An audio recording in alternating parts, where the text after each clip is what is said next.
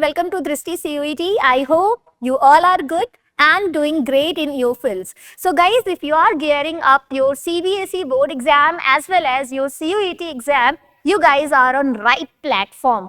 यहाँ पे आज मैं आप सभी को बताने वाली हूँ कि क्या होना चाहिए आपका daily study plan so that कि आप साइमल्टेनियसली अपने सीबीएसई एग्जाम की भी प्रिपरेशन कर लें और साथ ही साथ अपने सीयूईटी यूजी के लिए भी प्रिपेयर कर लें, क्योंकि अल्टीमेटली सीबीएसई एग्जाम जैसे ही आप खत्म करते हैं सीयूईटी ऊपर से आ जाता है कि भाई चलो अब मेरे लिए पढ़ाई करो। तो क्यों ना हम दोनों ही एग्जाम की तैयारी अभी से स्टार्ट कर दें। एंड यस, डेफिनेटली ये पॉसिबल है। कई बार कंफ्यूजन हो जाता है आप सभी को कि नहीं हम पहले सीबीएसई बोर्ड का पढ़ लेंगे, बोर्ड एग्जाम को पढ़ना जरूरी है और सीयूईटी को बाद में करेंगे, और इसी में हो जाती है गड़बड़। अगर आप बोर्ड एग्जाम और सीयूईटी को अलग अलग टाइम देंगे ना, आपका बोर्ड एग्जाम अगर अच्छा हो भी गया तो सीयूईटी यूजी के एग्जाम में डेफिनेटली आपके स्कोर उतने अच्छे नहीं आ पाएंगे जितना आपको चाहिए होगा एक अच्छी यूनिवर्सिटी में एडमिशन लेने के लिए। तो ये मस्ट है गाइस कि आपको इन दोनों ही एग्जाम की प्रिपरेशन साथ में ही करनी होगी। एंड यस, पॉसिबल है। कैसे पॉसिबल है, आज मैं आपको इस वीडियो में बताऊंगी कि क्या वो आपका डेली शेड्यूल होना चाहिए, किस तरीके से आपको प्रिपरेशन स्टार्ट करनी चाहिए। अब एक क्वेश्चन ये भी आ जाएगा कि मैम अब तो टाइम बहुत कम आ गया है ना, क्या अभी से हम प्रिपेयर करेंगे तो हो जाएगा? तो डेफिनेटली हो जाएगा। मैंने आपका शेड्यूल ही इस तरीके से तैयार किया है कि आप अगर अब से भी पढ़ना शुरू करते हैं ना, डेडिकेटली पढ़ना शुरू करते हैं, तो आप दोनों ही एग्जाम में बहुत अच्छा स्कोर लेकर के आएंगे। किस तरीके से आपको स्ट्रेस फ्री हो करके अपने एग्जाम की प्रिपरेशन करनी है और किस तरीके से आप कॉन्फिडेंट होकर के अपना एग्जाम देने जाओगे, यही बात करेंगे आज इस वीडियो में। लेकिन यस, आपको एंड तक इस वीडियो को फॉलो करना पड़ेगा, क्योंकि इसमें बहुत सारी ऐसी चीजें हैं जो आपको हेल्प करने वाली हैं। कोशिश करिए कि अपने सभी फ्रेंड्स को ये वीडियो शेयर कर दीजिए सो दैट कि वो भी फटाफट से इसको नोट डाउन कर लें और अपनी तैयारी स्टार्ट करें। अगर आप में से कोई पहली बार आ रहा है हमारे चैनल पर, तो definitely this channel going to help you for your board exam and as well as CUET UG preparation exam guys. तो जल्दी से चैनल को सब्सक्राइब करना मत भूलिएगा। चलिए स्टार्ट करते हैं। सबसे पहले हम बात कर लेते हैं कि क्या आपका अंडरस्टैंडिंग होना चाहिए एग्जाम पैटर्न को लेकर के। किसी भी एग्जाम को प्रिपेयर करने के लिए डेफिनेटली उसका पैटर्न जानना जरूरी है। जैसा कि अभी आपने देखा कि हाल ही में सीयूईटी यूजी के एग्जाम का जो पैटर्न है वो चेंज हो गया है। 2025 का जो एग्जाम का पैटर्न है वो आपका पूरा का पूरा पैटर्न ही बदल दिया गया। लेकिन आपको डरने की बिल्कुल जरूरत नहीं है। ऐसा बिल्कुल भी नहीं है कि आपने नए पैटर्न की वजह से आपके बोर्ड एग्जाम में कोई प्रॉब्लम आएगी या बोर्ड एग्जाम की वजह से आप नया पैटर्न नहीं तैयार कर पाएंगे। तो सबसे पहले आपको दोनों ही एग्जाम का जो पैटर्न है, एग्जाम का पैटर्न है, वो पता होना चाहिए। देखो, जो बोर्ड एग्जाम होते हैं आपके, वो आपके सब्जेक्टिव होते हैं, राइट। अब ऐसा नहीं है कि आपके बोर्ड एग्जाम में एमसीक्यू टाइप या वन लाइनर क्वेश्चन नहीं आते। डेफिनेटली आपको वहां पे भी कुछ ऑब्जेक्टिव क्वेश्चंस दिए जाते हैं, लेकिन हाँ, सब्जेक्टिव क्वेश्चंस की वहां पे ज्यादा डिमांड होती है। तो बेसिकली आपको अपने बोर्ड एग्जाम के लिए एनसीईआरटी की टेक्स्ट बुक फॉलो करनी है। डायरेक्ट आपको एनसीईआरटी, सीबीएसई आपको डायरेक्ट एनसीईआरटी से क्वेश्चंस दे रहे हैं। आपको अपने कॉन्सेप्ट को क्लियर रखना है, राइट। अगर हम कॉन्सेप्ट की बात करें तो यहाँ पे जो भी हमारे टॉपिक हम पढ़ रहे हैं, राइट, इट्स नॉट लाइक कि हम ऊपर ऊपर से पढ़ के चले जाएं। हर टॉपिक को आपको अच्छे से समझना, बिकॉज क्वेश्चन जो है ऐसा नहीं कि आपको एकदम डायरेक्ट बच्चों वाले क्वेश्चन दे देगा। आपको क्वेश्चन अंदर से घुमा फिरा के भी दिया जाए तो भी आप कर सको, ऐसा आपका कॉन्सेप्ट होना चाहिए। साथ ही आपको आंसर राइटिंग पे भी फोकस करना है कि कितने नंबर के क्वेश्चन आ रहे हैं तो हमें कितने मार्क्स, कितने लाइन आंसर्स लिखने हैं, राइट। तो ये तो हो गई आपके बोर्ड एग्जाम की बात। अब अगर हम यहाँ पे सीयूईटी यूजी की बात करें तो सीयूईटी यूजी आपका कंप्लीटली एमसीक्यू बेस्ड है, राइट। यहाँ पे आपको केवल ऑब्जेक्टिव क्वेश्चंस मिलते हैं। आपको मैच द फॉलोइंग में के टाइप में मिल जाएंगे, आपको असर्शन रीजनिंग में, आपको पैसेज फॉर्म में क्वेश्चंस मिलेंगे, लेकिन यस, आपको उसमें से ऑप्शंस दिए होंगे, आपको चूज करना होगा। अगर सीयूईटी की बात करें तो यहाँ पे ना आपकी स्पीड और एक्यूरेसी चेक की जाती है कि कम ड्यूरेशन में, लाइक अभी आपके लिए जो नया पैटर्न लाया गया है इसमें 60 मिनट आपको अलॉट किया जाएगा हर सब्जेक्ट के लिए। आप कोई भी पेपर दोगे आपको 60 मिनट का टाइम दिया जाएगा और उस 60 मिनट में आपको टोटल क्वेश्चन सॉल्व करने हैं। टोटल अगर बात करें तो 50 क्वेश्चन आपसे पूछे जाएंगे, तो 50 क्वेश्चन करने हैं 60 मिनट में। तो definitely it need speed as well as your accuracy. पता चला क्वेश्चन करते करते हड़बड़ी में हनी नहीं, क्वेश्चन छूटना नहीं चाहिए और इस चक्कर में सब गलत मार्क करके चले आ रहे, तो ऐसा बिल्कुल नहीं होना चाहिए। आपको सीयूईटी एग्जाम के लिए अपनी स्पीड और एक्यूरेसी पर फोकस करना है। साथ ही एनसीईआरटी आप यूज कर सकते हैं अपने डोमेन सब्जेक्ट के लिए। अगर आपने कोई भी डोमेन सब्जेक्ट चूज किया है उसके लिए you can prefer your NCERT book. तो पैटर्न आई होप आपको क्लियर हो गया है किस तरीके से आपका सीबीएसई बोर्ड एग्जाम में क्वेश्चन आता है और किस टाइप का आपका सीयूईटी यूजी में आता है। नेक्स्ट अगर हम बात करें सिलेबस की, तो देखो सिलेबस में आपको सबसे पहले क्या करना है, जो आपके सीयूईटी बोर्ड का सिलेबस है और सीयूईटी यूजी का सिलेबस है, बोर्ड एग्जाम और सीयूईटी यूजी के सिलेबस में ना ज्यादा डिफरेंस नहीं है। जब आप एनटीए की वेबसाइट से सिलेबस उठा के देखोगे तो आप क्या पाओगे कि भाई 12th का ही पूरा टॉपिक आपके सीयूईटी यूजी वाले सिलेबस में है, राइट। दैट मीन्स कि आपको सिलेबस के लिए बहुत ज्यादा परेशान नहीं होना है। ऐसा नहीं है कि आपको कुछ अलग से नया पढ़ना पड़ेगा, बस ये है कि आपको ध्यान देना होगा कि कौन सा टॉपिक किसके लिए ज्यादा इंपॉर्टेंट है। तो यहाँ पे आपको प्रायोरिटाइज करना होगा अपने बोर्ड सब्जेक्ट के लिए। आप अपने बोर्ड्स के जो हमारा पेपर का पैटर्न है, जो बोर्ड्स में हमारे टॉपिक्स हैं, उनके वेटेज को एनालाइज कीजिए कि बोर्ड्स में किन टॉपिक से ज्यादा क्वेश्चंस पूछे जा रहे हैं। आप सबसे पहले उनको प्रायोरिटाइज कीजिए और उनको तैयार करना शुरू कर दीजिए। सीयूईटी यूजी के लिए आप अपने डोमेन स्पेसिफिक सब्जेक्ट पे फोकस कर सकते हैं। साथ ही आपका जो लैंग्वेज है, जो जीएटी का टेस्ट होने वाला है, इन सब पे भी आप थोड़ा थोड़ा फोकस करेंगे और ये हो जाएगा। ये अलग से इनको पढ़ने की जरूरत नहीं है, जो भी आप 12th में पढ़ रहे हैं ना, वहीं से आपका ये सीयूईटी यूजी भी प्रिपेयर होगा।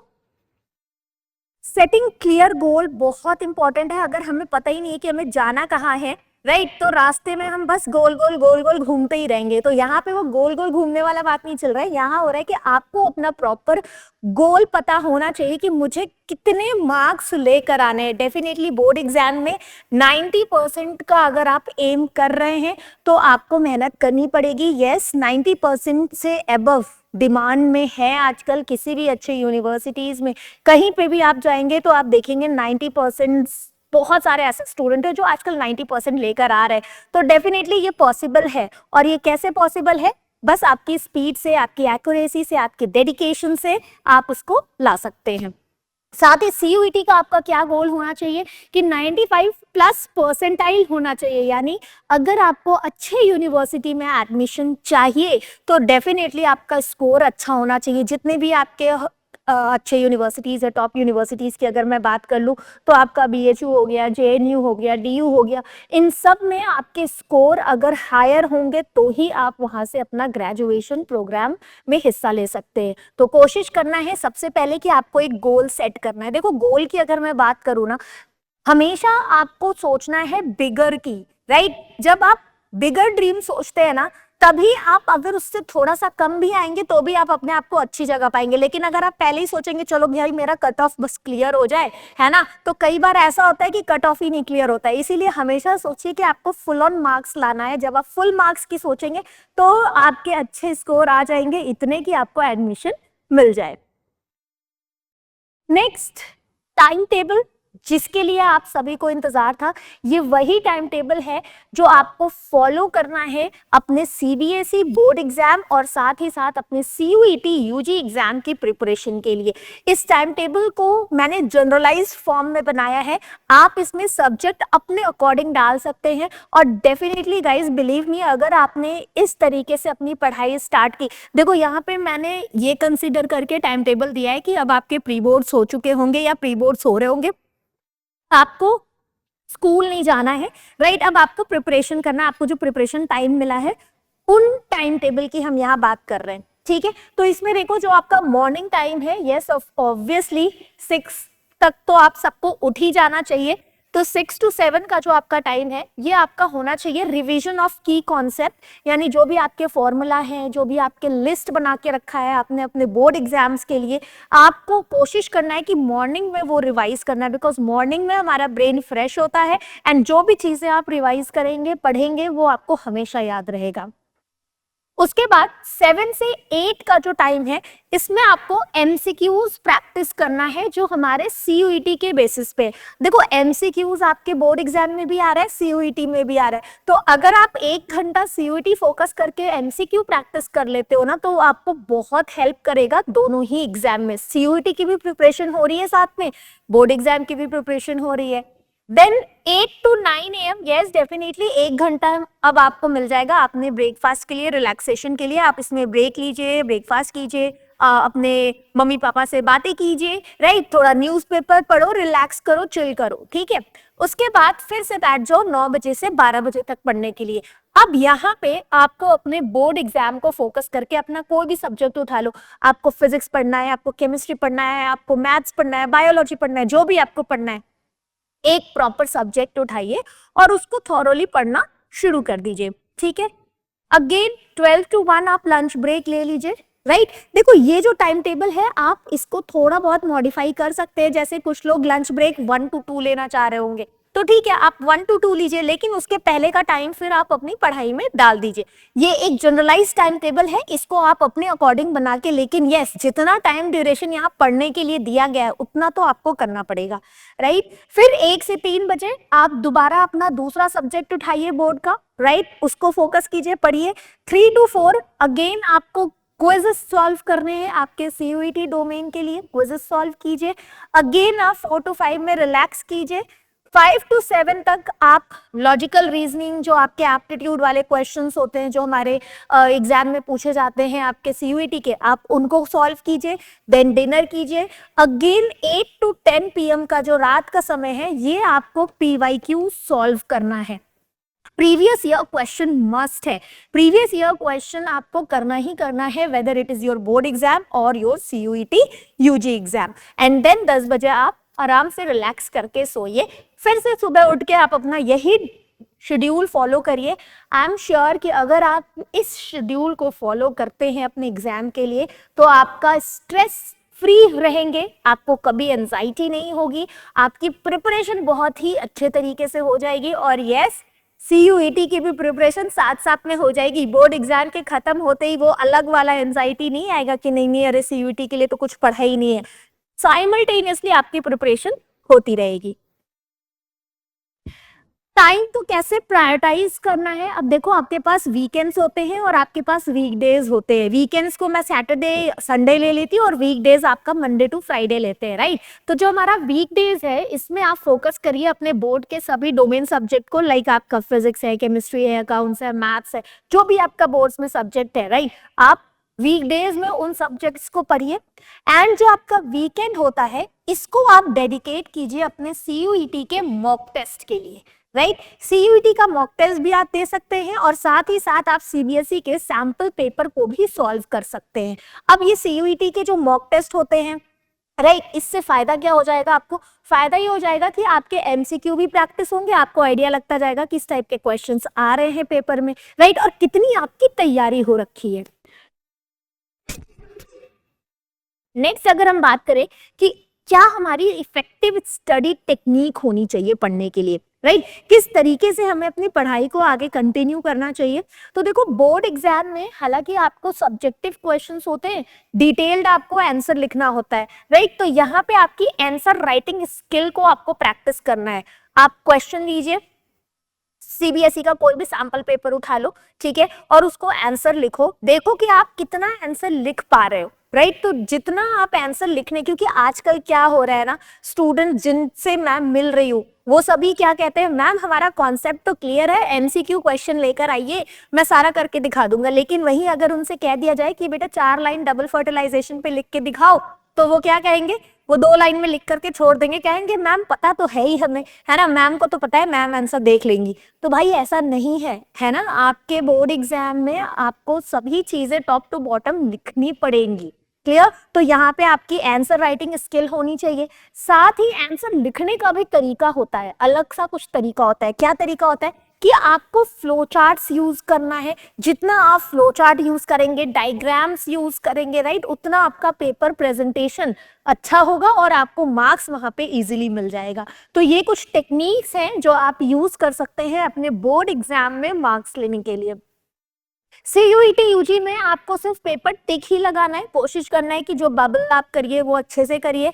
साथ ही आपको अपने टॉपिक्स को रिवाइज करते रहना है, क्योंकि यहाँ पे आपके कई सारे फॉर्मूला होते हैं, लिस्ट होते हैं, उनको रिवाइज नहीं करेंगे तो डेफिनेटली भूल जाएंगे। अभी से आप उनको रिवाइज कीजिए, निमोनिक्स बनाइए, आप फ्लो चार्ट्स बना के रखे रहिए सो दैट कि आपको क्विक रिवीजन में वो हेल्प कर दे।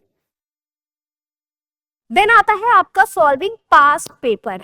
अब देखो पास्ट पेपर की, जैसा मैंने अभी पहले भी आपसे कहा है कि आपको रोज प्रीवियस ईयर के पेपर सॉल्व करने ही करने हैं, बोर्ड्स के लिए भी और आपके CUET यूजी के लिए भी। देखो बोर्ड एग्जाम के लिए आप 5 to 10 ईयर का, 5 से 10 साल का पेपर आप सॉल्व करके जाइए ही जाइए, इससे कम नहीं चलेगा।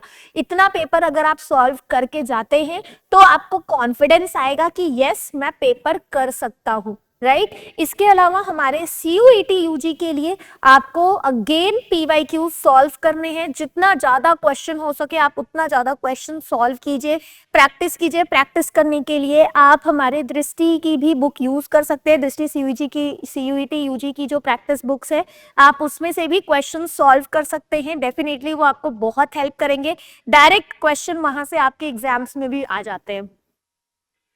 देन अगर हम यहाँ रिसोर्सेज की बात करें तो यस, रिसोर्सेज के लिए बोर्ड्स हो या CUET यूजी हो, आपका जो एक स्टैंडर्ड बुक है वो NCERT तो है ही है। बोर्ड्स के लिए आपको अपनी NCERT ही फॉलो करनी है, साथ में आप उसकी रेफरेंस बुक यूज कर सकते हैं कॉन्सेप्ट को बेटर अंडरस्टैंड करने के लिए। लेकिन अगर आप CUET यूजी की तैयारी कर रहे हैं तो आपको NCERT ही फॉलो करना है और कहीं नहीं जाना है। उसके अलावा आप दृष्टि पब्लिकेशन की बुक्स भी फॉलो कर सकते हैं, वहां पे आपको बहुत ही कंसाइज में सारी चीजें मिल जाएंगी जो आपको क्विक रिवीजन में भी हेल्प करेगा। एंड क्वेश्चन जितना हो सके सॉल्व कीजिए, मॉक टेस्ट देना नहीं छोड़ना है। तो अगर आपने ये सारी चीजें यूज की, इन सभी टेक्निक्स के साथ अपनी तैयारी स्टार्ट कर दी है तो डेफिनेटली आपको सक्सेस मिलेगा ही मिलेगा। अभी भी लेट नहीं हुआ है, आप अभी से अपनी तैयारी अगर शुरू करेंगे तो डेफिनेटली आपको मार्क्स मिलेंगे। With this, thank you everyone, all the best for your exam, take care, bye bye.